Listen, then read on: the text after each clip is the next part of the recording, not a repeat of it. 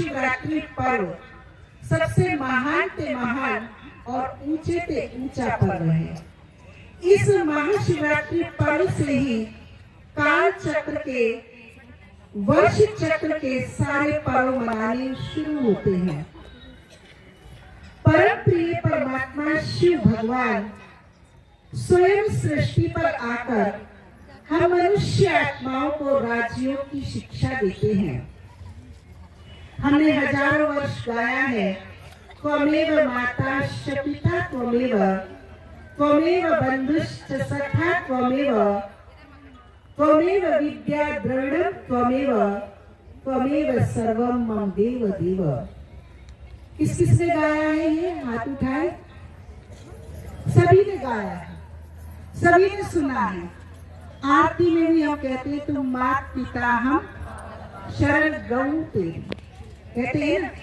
लेकिन कभी हमने इसका अनुभव नहीं किया कि वो हमारा माता कैसे है, पिता कैसे है, सखा सतगुरु कैसे है, शिक्षक स्वामी कैसे है, धन विद्या बुद्धि कैसे है। परम प्रिय परमात्मा शिव भगवान विगत 88 वर्षों से इस सृष्टि पर दिव्य अवतरण लेकर हम मनुष्य आत्माओं को यही सिखा रहे हैं कि राजयोगी बनो, पवित्र बनो। अब ऐसे महत्वपूर्ण विषय को जानना अनिवार्य है कि ये राजयोग क्या है। राज माना रहस्य, राज माना सीक्रेट, राज माना रूलिंग गवर्निंग पावर, अर्थात स्वयं पर नियंत्रण करने की शक्ति को राज कहा जाता है। स्वयं पर राज्य करने की शक्ति को राज्य कहा जाता है। अब योग किसका किसके साथ लगाना है? तो श्रेष्ठ शक्ति का सर्वश्रेष्ठ शक्ति से संबंध जोड़ना ही योग कहलाता है। योग शब्द दो इकाइयों के जोड़ को योग कहा जाता है, तो श्रेष्ठ का सर्वश्रेष्ठ के साथ योग कहा जाता है। तो श्रेष्ठ है हमारे तन को चलाने वाली चैतन्य शक्ति आत्मा, और सर्वश्रेष्ठ है आत्मा के पिता परम पिता परमात्मा। परमात्मा पिता और अपनी आत्मा के विषय में 5 बातों को जब हम जान लेते हैं और 5 बातों को जानते हुए जब हम अपने मन और बुद्धि का तार उनसे जोड़ते हैं तो उसको राजयोग कहा जाता है। जैसे उदाहरण के रूप में मैं आप सबसे यहाँ बैठे हुए ही कहूँ कि आप सभी माताएं भाई माताएं अपने मायके पहुँच जाएं, तो तन से आप यहाँ बैठी हो, लेकिन मन और बुद्धि से कहाँ पहुँच गई? मायके में पहुँच गई। भाइयों से कहूँ कि आप अपने कार्य क्षेत्र पर पहुँच जाइए, तो यहाँ बैठे हुए भी, खुली आंखों से रहते हुए भी आप अपने कार्य क्षेत्र से मन बुद्धि के द्वारा पहुँच गए। क्यों पहुँच गए? क्योंकि उसका आपको ज्ञान था, परिचय था, क्योंकि उसका आपको अभ्यास था, क्योंकि उसका आपसे प्राप्ति और स्नेह जुटा हुआ था, इसलिए आप वहाँ पहुँच गए। इसी प्रकार भाइयों बहनों, जब हम अपनी आत्मा से प्यार, आत्मा का परिचय प्राप्त करते हैं और आत्मा का परिचय प्राप्त करके हम अपनी आत्मा के स्वरूप में स्थित होते हैं और आत्मा स्थिति में स्थित होते हैं, तो हमारा संबंध परमात्मा से जुड़ता है। जैसे देश को याद करने के लिए अपने को हम नागरिक समझते हैं, पुत्र को याद करने के लिए हम माता पिता समझते हैं, और अपने डॉक्टर को याद करने के लिए बीमार समझते हैं, ऐसे ही परमात्मा को याद करने के लिए अपने को आत्मा समझते हैं। आत्मा समझने से ही परमात्मा की याद आती है। परमात्मा पिता भी अपनी आत्मा के बारे का परिचय प्राप्त होने से हम परमात्मा पिता को सहज रीति याद कर सकते हैं। योग का अर्थ याद भी होता है। याद अलग से बैठ के हमें थाली सजाकर, दीपक जलाकर, अगरबत्ती जलाकर करने की आवश्यकता नहीं है, बल्कि कर्म करते हुए भी हम याद कर सकते हैं। जैसे हम हिचकी आती है तो कहते हैं कोई याद कर रहा है, तो कोई याद कैसे कर रहा है? क्योंकि हमारे संकल्प के तार किसी जहां भी हमारा लगाव होगा वहां चला जाता है। तो इस प्रकार हमें 5 बातें अपनी आत्मा के बारे में जब परिचय हो जाता है तो उससे हमारा संबंध जोड़ना सहज हो जाता है।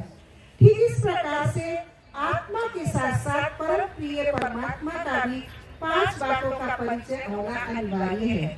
जैसा कि हमारे पूर्व वक्ता ने बताया कि परमात्मा का नाम शिव है, अर्थात वो निराकार है। आत्मा भी निराकार है, अति सूक्ष्म है, अदृश्य है, शाश्वत है और शरीर को चलाने वाली है। ठीक उसी प्रकार परमात्मा पिता भी निराकार ज्योति विद्युत स्वरूप है।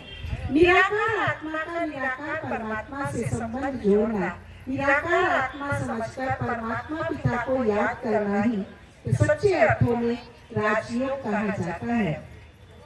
परमात्मा पिता अपनी आत्मा से हम देह समझते हैं। जीवन पर्यंत हम देह में आत्मा विराजमान होते हुए हम अपने आप को शरीर समझ के कार्य करते रहते हैं, लेकिन हम अपने आज इस महाशिवरात्रि के पावन पर्व से अपने को चैतन्य शक्ति आत्मा समझना, आत्मा की स्मृति में रहना सीखे तो आपका अपनी आत्मा से प्यार होगा, स्नेह जुटेगा और आत्मिक संबंध आपका अपनी आत्मा के साथ जुटेगा, जिससे हम परमात्मा पिता को सहज रीति याद कर सकते हैं। क्योंकि वो निराकार है, तो निराकार को याद करने के लिए, निराकार से संबंध जोड़ने के लिए हमें निराकार अव्यक्त बनना अति अनिवार्य है।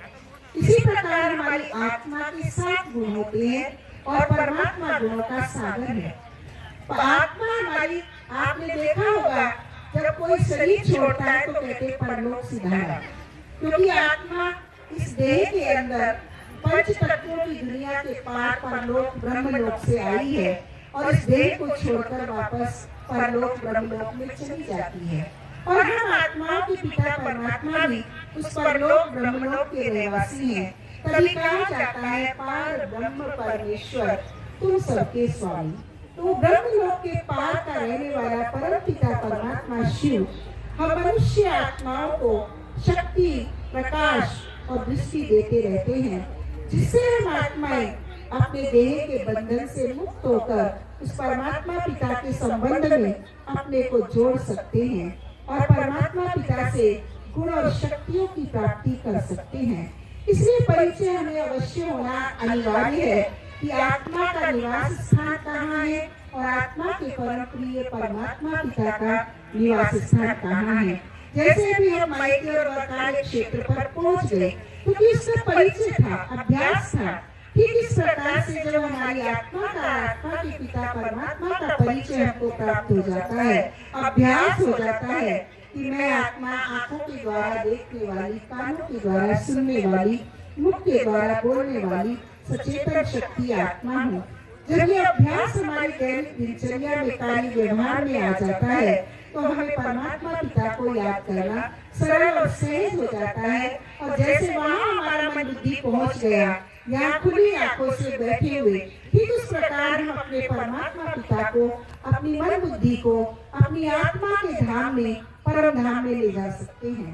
कहा जाता है ऐ मन मुझे बता दे कहाँ तेरी मंजिल, कहाँ तेरा ठिकाना, क्योंकि मन को भी पता नहीं है कि वो कहाँ से आत्मा आई है और कहाँ आत्मा को जाना है।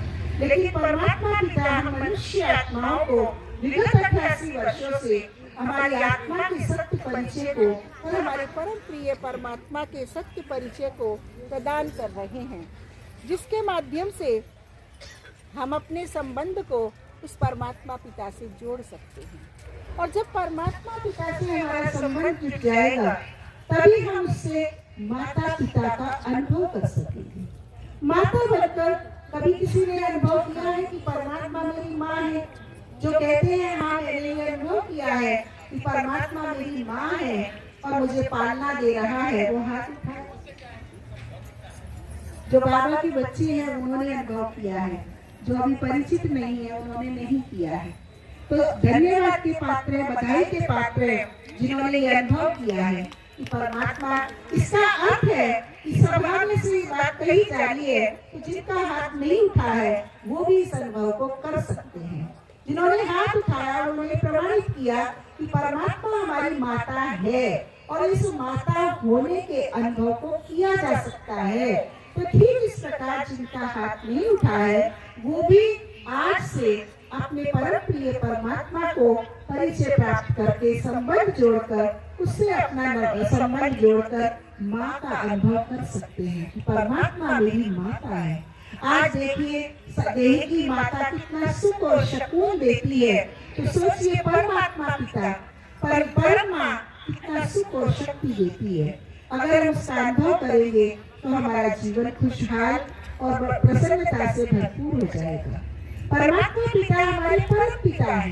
कहा जाता है हर मानव मात्र को दो पिता हैं, एक दैहिक पिता, एक पारलौकिक पिता, एक शरीर का पिता, एक आत्मा का पिता। देह आत्मा का पिता सबका एक है, एक ही परमात्मा पिता है। देह का पिता सबका अलग अलग है। इस प्रकार से हम देखते हैं कि आज हमें दो पिता का बोध नहीं है, बल्कि हम एक पिता को ही अपना पिता बताते हैं, जो लौकिक होता है, जो दैहिक होता है, जो शरीर का पिता होता है। लेकिन बहनों भाइयों, 88वीं त्रिमूर्ति महाशिवरात्रि महोत्सव आपको ये संदेश देना चाहता है कि आपके दो पिता हैं, एक लौकिक पिता, एक पारलौकिक पिता। एक पिता, एक परम पिता। परम पिता माना जन्म जन्मांतर का पिता। देह का पिता हर जन्म में एक ही होता है और वो पूरी जिंदगी रहे या न रहे, लेकिन पारलौकिक परम पिता परमात्मा शाश्वत सनातन हमारा पिता है। वो इस देह में हम आते तब भी है, जीवन पर्यंत है और जीवन के पूरे होने के बाद भी वो हमारा पिता है। जन्म जन्मांतर हमारा एक ही पिता होता है, इसलिए उसे परम पिता, बेहद का पिता, पारलौकिक पिता परम कहा जाता है। इसलिए बहनों भाइयों, उस परम पिता परमात्मा का अपने जीवन में अनुभव करना कि कैसे वो गार्जियन बनकर, संरक्षक बनकर हमारी देख रेख करता है, समझाने देता है। जो मुरली सुनते हैं वो तो इस बात का अनुभव करते हैं कि परमात्मा पिता प्रतिदिन बच्चे बच्चे कहकर हमें पिता का एहसास कराता है और शिक्षक बनकर वो हमें विद्या बुद्धि दिव्य बुद्धि देता है। जो कहा गया है कि तुम ही धन हो, तुम ही बुद्धि हो, तो वो बुद्धि हमारी सब बुद्धि दिव्य बुद्धि बनाता है। गीता ज्ञान देकर के वो हम मनुष्य आत्माओं को सद्बुद्धि प्रदान करता है। इसलिए जब ये परिचय हमको प्राप्त हो जाता है तो परमात्मा पिता को याद करना सरल और सहज हो जाता है। आइए कुछ पल के लिए हम उस परम प्रिय परमात्मा को अपना मन बुद्धि का तार जोड़कर अपनी मन की सुषुप्त शक्तियों को जागृत करें और परमात्मा पिता को याद